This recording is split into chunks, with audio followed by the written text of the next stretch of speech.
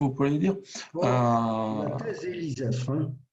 D'accord. Bah, déjà, pour l'ISEFR, c'est ce qui m'a permis de démystifier déjà le fait d'être gérant, enfin d'être entrepreneur, quelque chose qu'on ne voit absolument pas durant ses études, même en thèse ou n'importe à quel moment.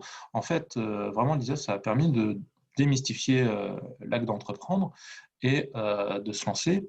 La partie thèse, ça a été beaucoup plus intéressant d'un point de vue euh, voilà, réflexion, enfin la façon dont on appréhende les problèmes et on les résout, sachant que depuis que l'on fait, maintenant je délègue la partie recherche, hein, j'ai des gens qui s'occupent de faire le développement, maintenant je m'occupe que de la gestion d'entreprise, donc ça a été graduel tout au début de ma reprise d'entreprise, c'était toute la partie thèse qui m'a beaucoup aidé et partie ingénierie pour bah, créer de nouveaux matériels et monter de nouvelles compétences.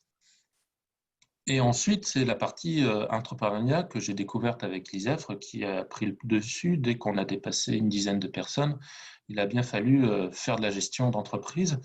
Et là, c'est tous les séquences qu'on avait eues à l'ISEFRE qui m'ont aidé. Hein. Finalement, il y avait toujours des petites on va dire, conseils des personnes qui faisaient les interventions, comme quoi il fallait prendre des risques, qu'il fallait ne pas se décourager. Enfin, il y a plein de, finalement, de micro leçons de vie, on va dire, d'entrepreneuriat qu'on apprend durant les EFRE, qui sont été extrêmement utiles, on va dire, quelques années après mon départ chez Vincent des Technologies.